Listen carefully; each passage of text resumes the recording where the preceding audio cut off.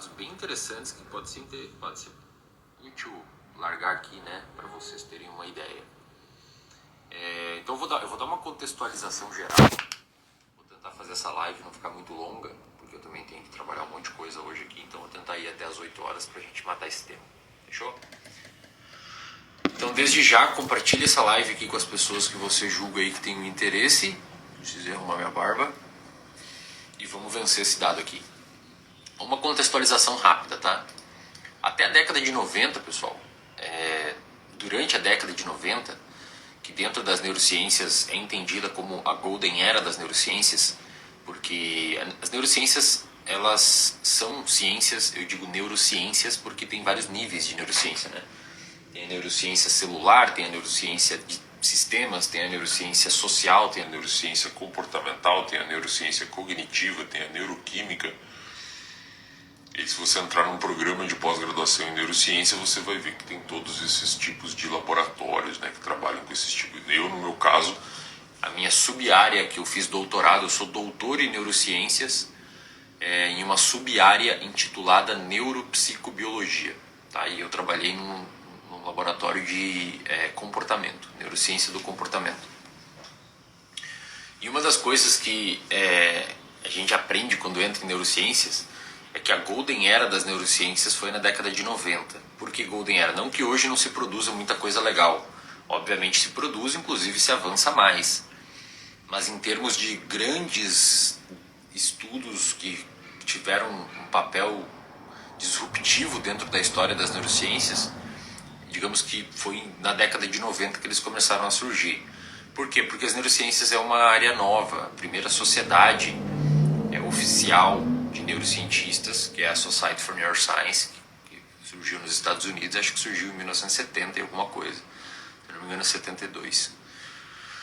Então a institucionalização desse campo de estudo é recente, embora obviamente desde 1800, 1900 já vinha uma galera aí estudando neurônios, cérebros e tudo mais. Então, neurociências na década de 90 foi impulsionado a área principalmente pelo advento da tecnologia dos estudos de neuroimagem, né? Os estudos de neuroimagem que permitiram a gente ver cérebros vivos, né? E aí a pessoa fazendo algumas determinadas tarefas enquanto o cérebro estava mexendo, enquanto a pessoa estava fazendo alguma tarefa, dava para ver o que estava acontecendo no cérebro dessa pessoa. Uma das grandes questões da década de 90 era tentar descobrir se a gente tinha ou não neurogênese na idade adulta. O que é neurogênese? Neurogênese vem da própria palavra, explica o que é, né? Neuro de neurônios e gênese de criação. Então, neurogênese é a criação de novos neurônios. Durante a nossa vida... Desculpa, pessoal. Durante a nossa vida, a gente tem naturalmente uma queda no número de... Não é nem no número de neurônios, eu diria, mas na funcionalidade desses neurônios, que são células do seu cérebro. E isso é natural, tá? E, obviamente, isso, na medida em que você mexe na quantidade ou na qualidade dessas células, e a qualidade aqui, entenda-se número de conexões e arborização dendrítica e tudo mais, e sinapses, obviamente você tem prejuízos funcionais. E qual que é o prejuízo funcional que a gente tem? Deixa eu fechar a janela agora que os gatos entraram aqui. Qual que é o prejuízo funcional que você tem da perda neuronal ou da diminuição das sinapses ao longo da vida?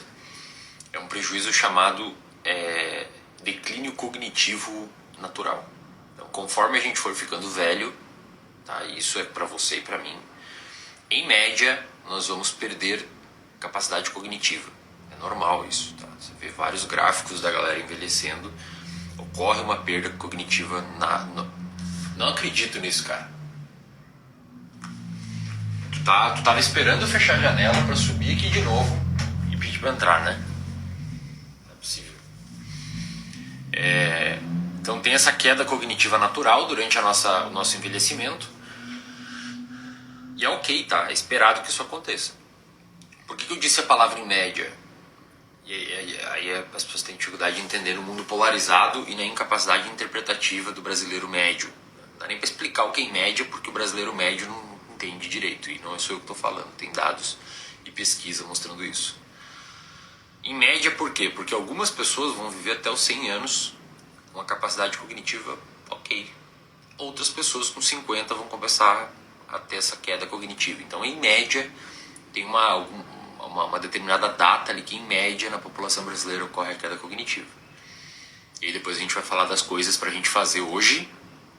Você que tá aí hoje com seus 15, 20, 25, 30, 40, 45. Esse dia eu fui olhar as métricas aqui do meu Instagram e dos meus alunos no RD e vi que a grande maioria dos meus seguidores tem mais de 25 anos. E a gente, quando entra na internet, acha que só tem adolescente, porque é eles que ficam fazendo barulho nos comentários, né? Então, vou começar a falar pra galera acima de 25. Então, você que tá aí com 30, 35 anos, o que tem que fazer hoje na sua vida para você reduzir a chance ou quanto essa curva vai cair, né? Já vou falar pra vocês nessa live. Exercício é uma dessas coisas. Então, esse declínio cognitivo natural acontece, é normal, tá? É por isso que, na minha opinião, baseado nesses dados, alguns cargos-chave, principalmente cargo público, não deveriam ser permitidos para pessoas acima de 65, 70 anos. Você vê lá no Joe Biden nos Estados Unidos, até mesmo os presidentes brasileiros, eu não estou dizendo necessariamente de quem está agora lá, não estou dizendo necessariamente do Lula, mas você vê os caras mais velhinhos assim, o Silvio Santos falando um monte de merda na televisão.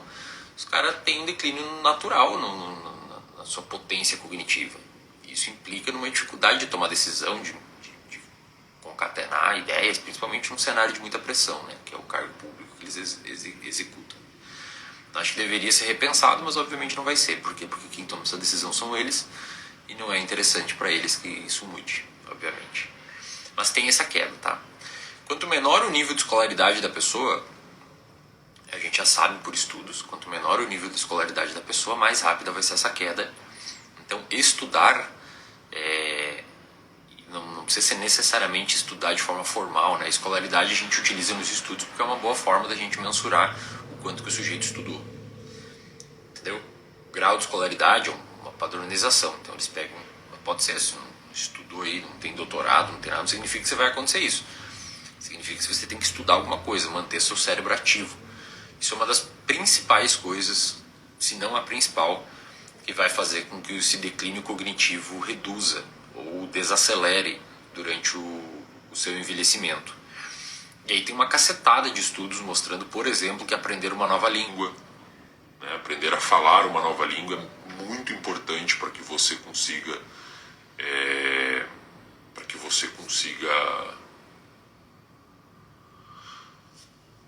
reduzir esse declínio cognitivo natural.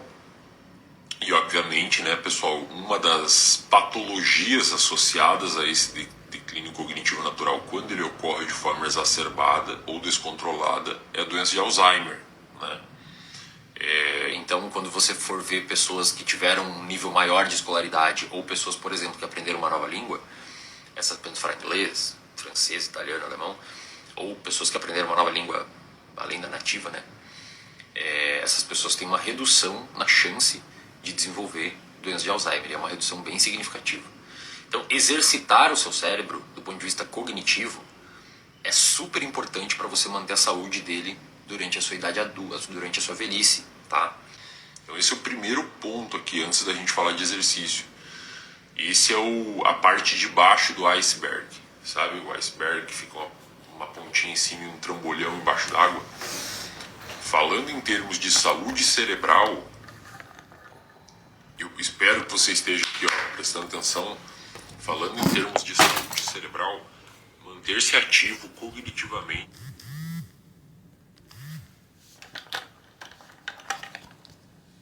é o que mais vai trazer benefícios para a saúde do seu cérebro e para reduzir o declínio cognitivo na idade avançada. Tudo bem? Fechamos aqui. Então, essa é a parte principal. O que normalmente a galera de internet foca? Qual suplemento tomar? Qual não sei o que tomar? Quantos pulinhos eu tenho que dar na virada do ano? O pessoal olha a pontinha do iceberg. Não é nem toda o iceberg fora d'água, é só a pontinha dele. sendo que a principal parte ignoram, né? Então não tem como, pessoal, pode tomar todo o suplemento do mundo. O cara que lê um livro a mais que você vai provavelmente ter uma chance aumentada de não ter problema cognitivo, de Alzheimer, doença neurodegenerativa, tá?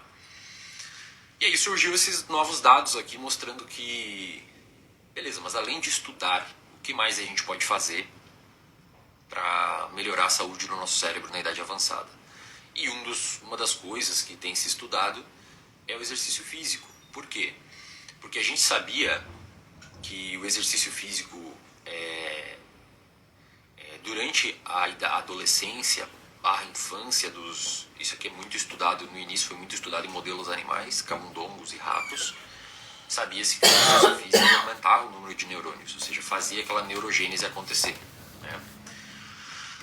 E aí ficava essa questão, será que temos neurogênese na idade adulta? Será que não temos neurogênese na idade adulta? Ou seja, será que a gente consegue ter novos neurônios nascendo quando a gente é adulto? Porque até então, até a década de 90, a gente não tinha dados mostrando isso. Na verdade, tinha dados mostrando o inverso, tinha dados mostrando que na idade adulta não tinha novos neurônios nascendo e a gente só perdia neurônios. Tá?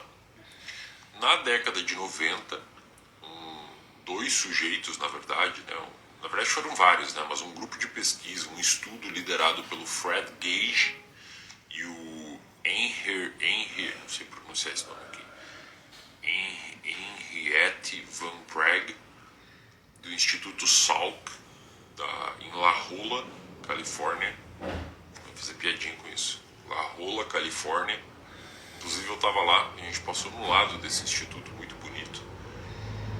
Na década de 90 eles fizeram alguns estudos com animais de laboratório para tentar ver se tinha neurogênese na idade adulta. Eu já vou chegar nos estudos com humanos. E eles viram que sim, tá? Foi bem legal esse estudo, foi publicado na Nature em 2002.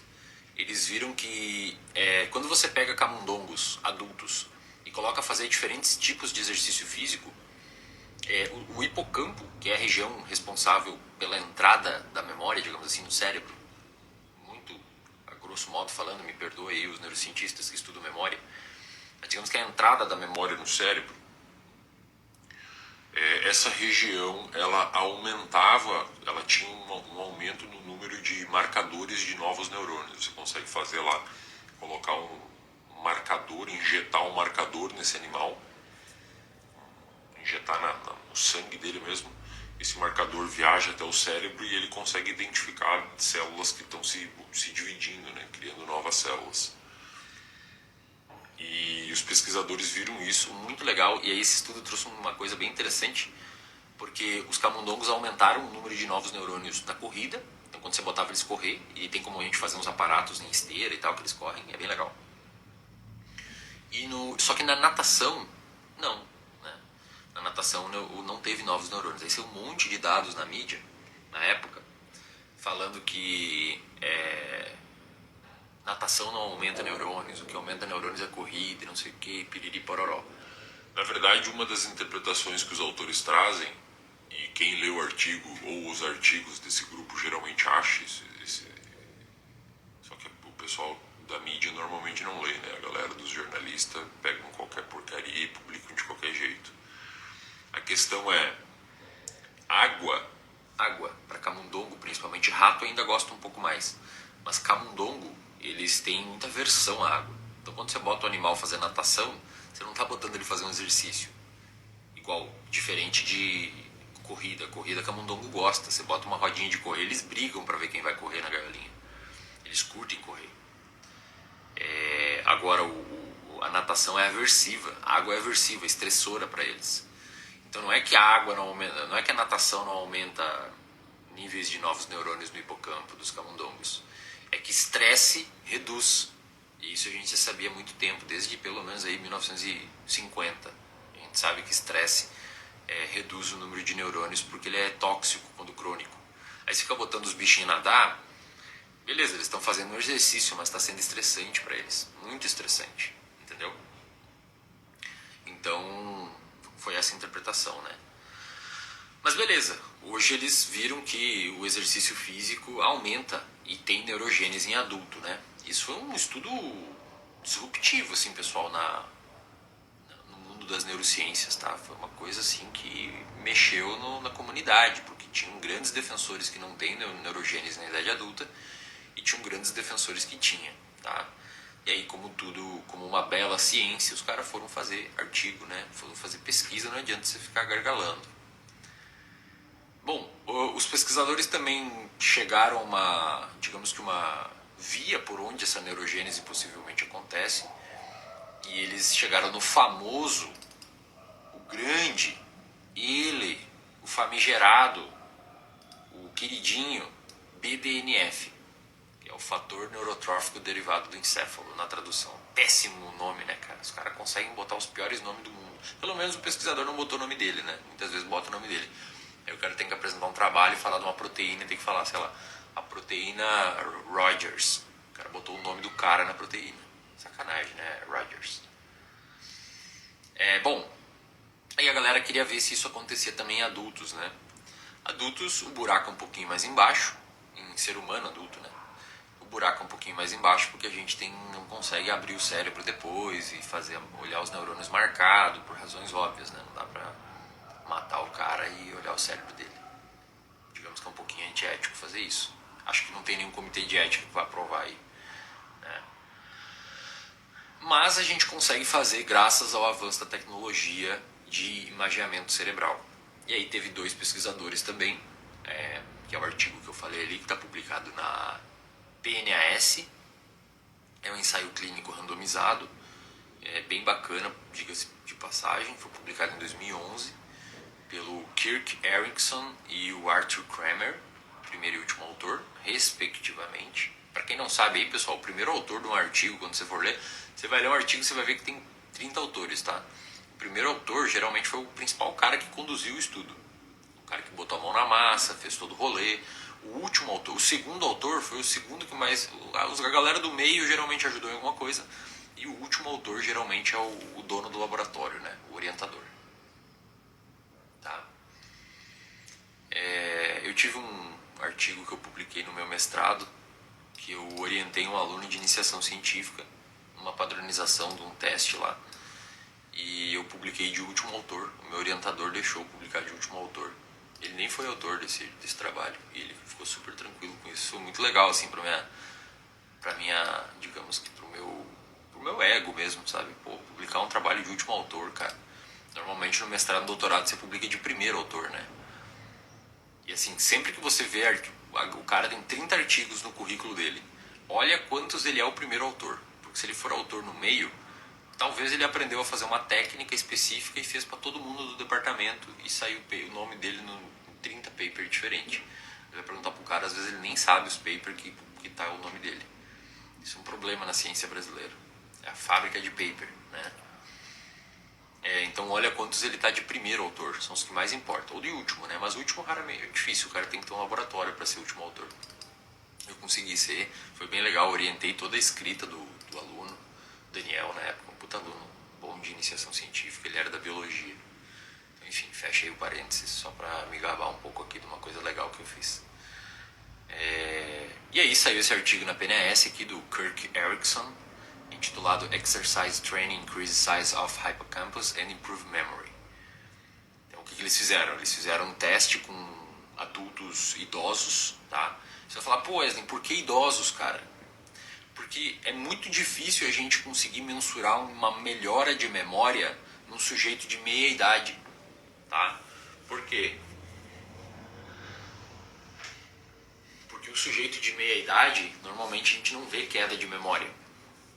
Ah, mas eu não lembro as coisas. Tá, então é porque tu não estuda, cara. É porque tu é preguiçoso, tu não estuda, tu não foca, tu não se preocupa, tu não tem um motivo para aprender, tu não tem motivação para aprender, por isso você não lembra. Você não gosta da disciplina, você não gosta de estudar, você não curte o conteúdo, por isso que você não estuda. Declínio cognitivo é só em idade avançada, a não sei que você tenha uma doença. Tá? E eles pegaram então alguns idosos, que a gente sabe que eles foram 120 idosos, que a gente sabe que eles vão ter uma piora cognitiva. Essa piora cognitiva natural normalmente vem associada a uma redução do tamanho daquela área do cérebro que eu falei anteriormente, chamada hipocampo. E os caras fizeram um protocolo, não vou ler aqui o protocolo, eles fizeram um protocolo de treino, né, de treinamento aeróbico para esses sujeitos. E aí um protocolo bonitinho que aumentava conforme ia passando o tempo e tal, foi tudo estruturado com professores. A ideia era aumentar esse número de ser desafiador, né, e aumentando o tempo de ou inclinação de esteira ou a velocidade da esteira. E esse protocolo envolvia 1 ano de acompanhamento, né. Eles fizeram então uma tiragem de métricas no baseline do sujeito. Então eles mediram o tamanho do hipocampo dessa galera no baseline, ou seja, quando começou o estudo. Eles viram o VO2 dessa galera. Por que o VO2? Porque é um puta de um indicativo de ganho de capacidade aeróbica, né? Então, quando você vê esse artigo publicado na PNAS, que é uma revista... Eu estou tentando falar menos palavrão, tá? Porque é uma revista sensacional dos Estados Unidos, é uma das melhores revistas do mundo, com certeza. E você lê o artigo, você começa a entender o porquê que foi parar ali, entendeu? Esse artigo ele poderia ter mensurado a capacidade aeróbica dos caras baseado unicamente nas escalas, ou no quanto eles performaram mais na esteira, ou baseado numa análise interpretativa dos professores de educação física. Mas não, os caras mediram o VO2 dele. Aí é outra coisa. Tu não tem como argumentar com o VO2. Se o VO2 diz que aumentou a capacidade, se o VO2 aumentou, é inegociável. Aumentou a capacidade aeróbica. Entendeu? É inegociável. Por que você não pode fazer, ou por que seria um estudo mais frágil se fosse baseado na capacidade interpretativa ou no relato do professor de educação física? Ou na velocidade da esteira? Porque sei lá, cara, o aluno, o sujeito do estudo podia estar dando migué. No início a esteira estava devagarinho e ele reclamando, ai, tá cansativo. O cara foi lá e botou, bom, esse é o baseline dele. Quem disse que é o baseline? Às vezes não era, às vezes o cara estava dando migué. São 120 adultos, os caras dão migué pra caramba, entendeu? Então eles tiraram o VO2 porque é inegociável. Melhorou o VO2, melhorou a capacidade aeróbica. Não tem muito o que argumentar. Então eles mediram tudo, cara. Mediram o tamanho de hipocampo, mediram VO2, mediram memória, teste de memória e submeteram esses adultos idosos a um programa de treinamento de aeróbico. E ao contrário do que muita gente pensa quando a gente fala isso, não é um programa de correr uma maratona, tá? É um treininho super simples, não é nada bizarro assim, não. O que eles viram? Eles viram que 12 meses de exercício aeróbico aumentou os níveis de BDNF, o famoso BDNF, igual aconteceu com o camundongo, tá? Mesma coisa. Aumentou o tamanho do hipocampo desses idosos quando comparado ao grupo controle, que teve uma queda do tamanho do hipocampo com o tempo. Isso é bem interessante, então as curvas elas ficam assim, né? Quem fez exercício aumentou o tamanho, quem não fez, caiu o tamanho, tá? E obviamente teve uma melhora funcional. Esses idosos tiveram uma melhora na memória quando comparado ao baseline deles mesmos e quando comparado ao grupo controle, tá? Pra você ter noção, o hipocampo teve um volume aumentado de 2%, cara. Isso é bastante coisa, considerando que é uma área do cérebro, sabe? Aí eles fizeram toda uma série de correlações, assim, tipo, quanto maior é o VO2 do sujeito, ou seja, teoricamente mais capacidade aeróbica ele conseguiu adquirir, maior foi o tamanho de hipocampo. Quando maior o tamanho, o VO2, maior foi a melhora da memória. Quanto maior o tamanho de hipocampo, maior foi a melhora da memória. Fizeram uma série de correlações e é um estudo com N muito grande, cara. 120 pessoas é significativo, tá? Então isso é muito legal mesmo, assim, para você que está aí pensando que quer ter uma qualidade de vida na idade adulta, na idade avançada. Talvez uma das melhores coisas que você possa começar a fazer hoje. Tá de sacanagem, né, meu? Tu só pode estar de sacanagem. Tu tá de brincation with my face. É você fazer exercício físico, tá? Por quê? Porque além de você ter essas melhoras, digamos que indiretas, né, em níveis cognitivos e tudo mais, a gente já tem uma cacetada de estudos mostrando que exercício físico aumenta VO2, tá? E em termos de saúde, em termos de longevidade e redução do risco de mortalidade, aumentar o VO2 é uma das melhores coisas que você pode fazer por você. Por você no futuro, né? No caso. Então era isso, cara. Foi só uma manhãzinha aqui pra gente trocar uma ideia sobre como que funciona isso, tá? O que vocês acharam aí? Vocês sabiam desses dados ou não?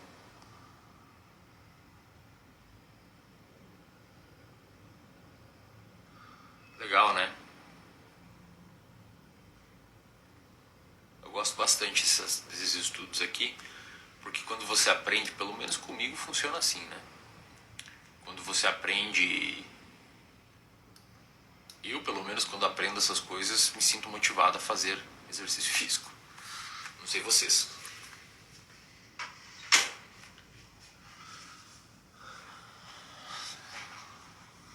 E é legal saber que exercício físico tem um efeito muito além, né?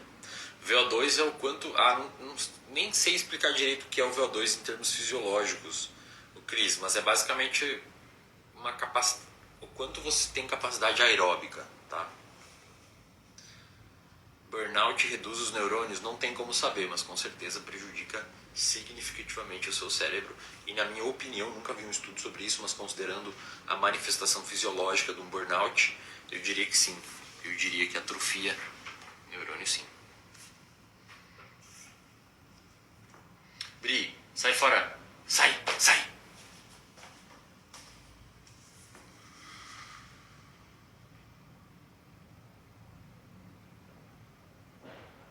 Meu avô faleceu com Alzheimer. Cara, uma das coisas que eu mais tenho medo é ter Alzheimer. De todas. Uma das coisas que eu mais tenho medo é ter Alzheimer. Você simplesmente perde a noção de quem você é, cara. Entendeu?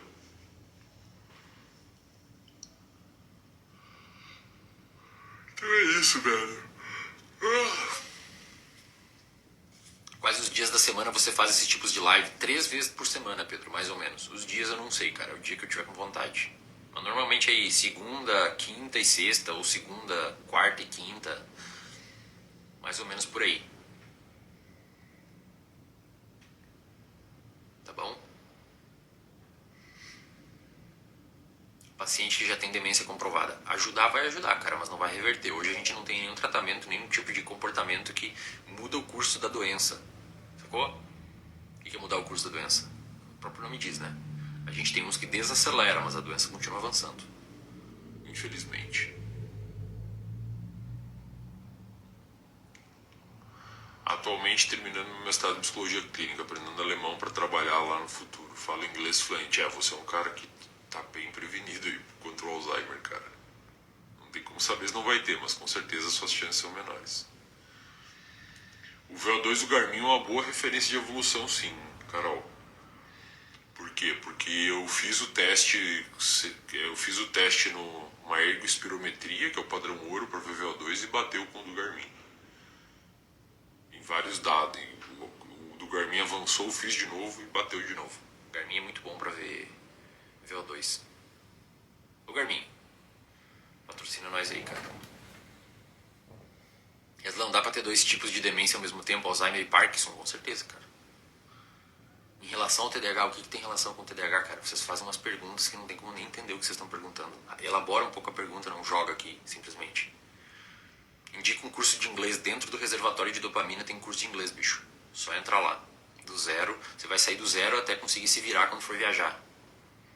E o bagulho é tipo R$39 por mês e tem 120 aulas minhas lá dentro. Vocês estão panguando em não entrar no RD.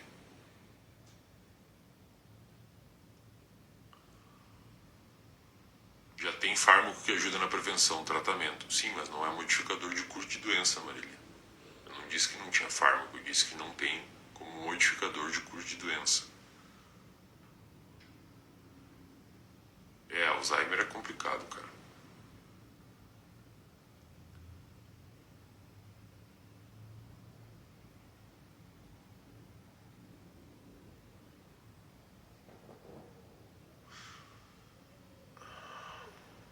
O estudo de mais de uma língua simultânea acelera o desenvolvimento cognitivo nas áreas do cérebro relacionadas. Cara, tem estudos mostrando que você aprender uma nova língua reduz a chance de você desenvolver Alzheimer, mas aprender a terceira não. Olha que louco. Ou não reduz tanto quanto aprender a primeira. Qual que é a interpretação disso? Que você utiliza as mesmas áreas do cérebro para aprender a terceira língua. Entendeu? Alzheimer é genético ou hereditário. Minha bisavó teve. De 100% dos Alzheimers que tem no mundo, uns 2% de todos esses são genéticos. E geralmente são os mais agressivos. para saber se você tem ou não, teria que fazer um teste. A grande maioria é esporádico, que a gente chama.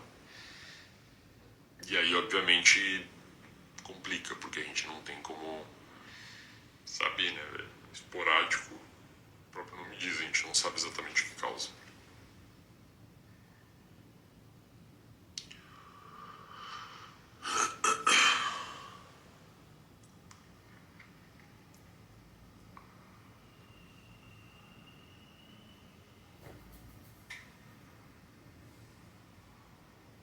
Como um idoso que tem Alzheimer pode reduzir os sintomas da doença? Tratamento, Miguel.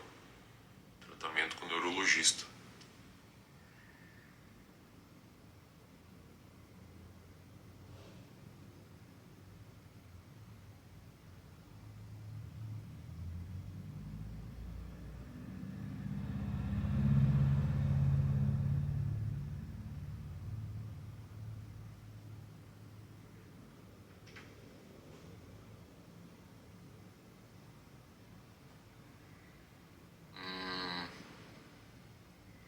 O uso de ansiolítico pode gerar Alzheimer futuramente? Cara, não sei, cara. Acho que não, tá?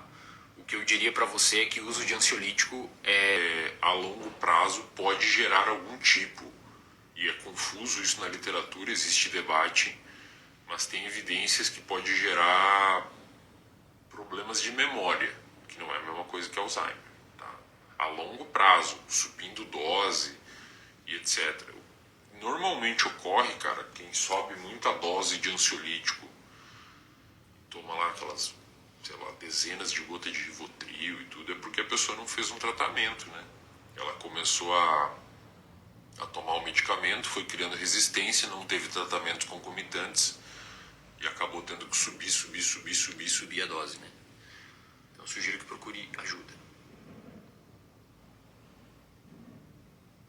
Demência senil pode confundir com Alzheimer? Sim. Pretende financiar pesquisas aqui no Brasil? Eu já financio, cara. Eu já financio, você não sabia? Não sabia que eu financio? Eu pago imposto todo mês, velho. Bastante imposto, na verdade. Vocês não têm ideia as guias de imposto que eu pago. Daria pra construir uma cidade, eu acho, com o tanto de imposto que a gente paga nas empresas. Então tá aí, a minha parte do financiamento tá feita. O problema é que o governo não manda pra ciência. Aí não é meu problema. Eu faço minha parte, pago todos os impostos no dia que chegam os boletos. A minha contribuição eu tô fazendo. O problema é que o governo não financia. O governo não manda esse dinheiro para pesquisa. Aí não é meu problema. Mas a minha parte eu faço. Inclusive dá vontade, às vezes, de tanto imposto que eu pago, de pegar uma cadeira e sentar embaixo da luz do poste ali e ficar aproveitando um pouco a luz. Assim, falar, paguei o imposto, vou aproveitar um pouco essa luz aqui.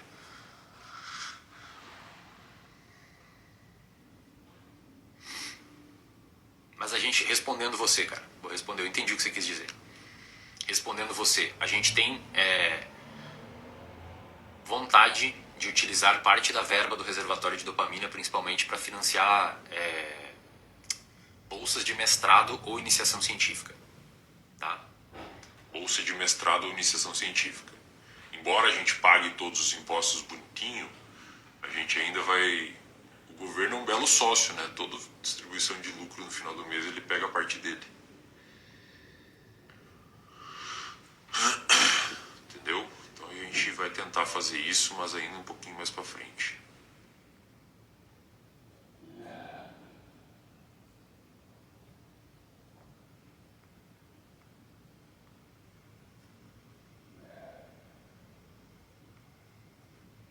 Tem algum exercício que é mais recomendado para prevenir essas doenças? Cara, o que a literatura mostra é que você tem que ter massa muscular e boa capacidade aeróbica. É o conjunto dos dois. Entenda aqui, Kafa Hulk. Boa capacidade aeróbica não é você ser o Kipchoge e correr uma maratona em 2 horas e 5, tá? 2 horas e 2, 2 horas e 1. Não é você correr 5 km em 15 minutos, tá? Cara, boa capacidade aeróbica para um sujeito, para um homem de 30 anos, é mandar 5 km em 27 minutos, cara. Puta, você tá excelente já. Boa capacidade aeróbica para uma menina, de uma mulher de 30 anos, 25 anos, é mandar 5 km em 32 minutos. Sei lá, 30 minutos. Puta, tu já tá nos 5% da população, Tá? Seu VO2 provavelmente já é bem melhor. E massa muscular não é ser o Ramondino ou o Ronnie Coleman, entendeu? É você conseguir ter massa, velho, um pouquinho de massa muscular para fazer as coisas do dia a dia. Tá? O que acha de suplementação de suplementos à base de cogumelo, juba de leão, cardiceps? Não estudei nada, cara. E provavelmente é buchitagem.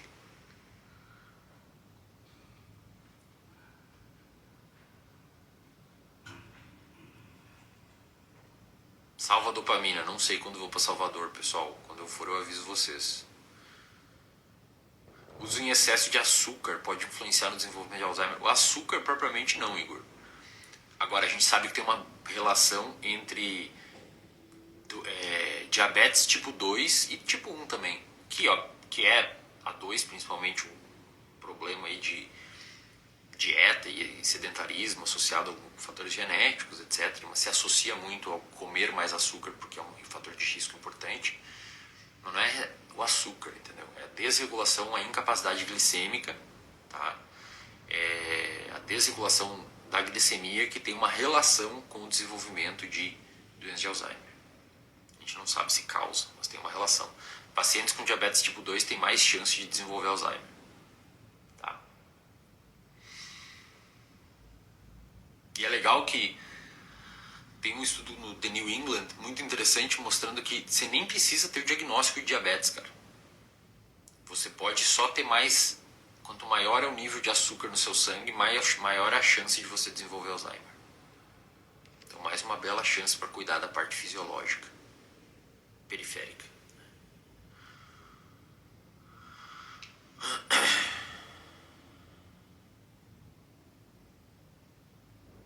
Sabe me dizer como colocar na cabeça e começar a fazer uma mudança de hábitos? Eu precisaria de umas 5 horas aqui.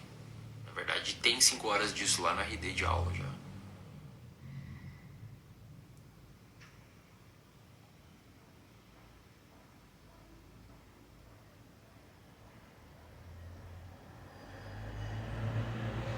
Quem tem tipo 1 tem risco também, Gabriela. Tem risco também. Lembrando, né? Não é ter a doença, tá, pessoal? É ter a doença desregulada. Ponto muito importante. Não é ter a doença, tá? Se a tua doença tá tratada, tá ok, tu tá com os hábitos, beleza, fazendo uso de medicamento correto, fazendo exercício, tudo aquilo que a gente sabe que importa, o teu risco é atenuado. Onde acha essa plataforma RD? Bota no Google aí, Barbosa News, Barbosa Wills, sei lá. Bota no Google aí, reservatoriodopamina.com.br.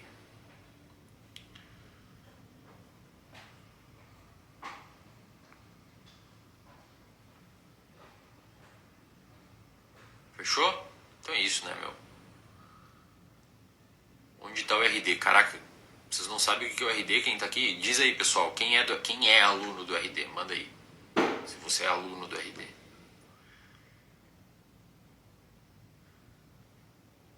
Existe uma relação em problema dentário e doença degenerativa? Não sei, bicho. Não sei. Não sei mesmo. Boa pergunta. Ó, tem um monte de aluno aí do RD, ó. Quem não conhece é só botar no Google, tá, pessoal? Tem mais de 120 horas de aula minha lá sobre esses temas aqui. Hábitos e tudo mais.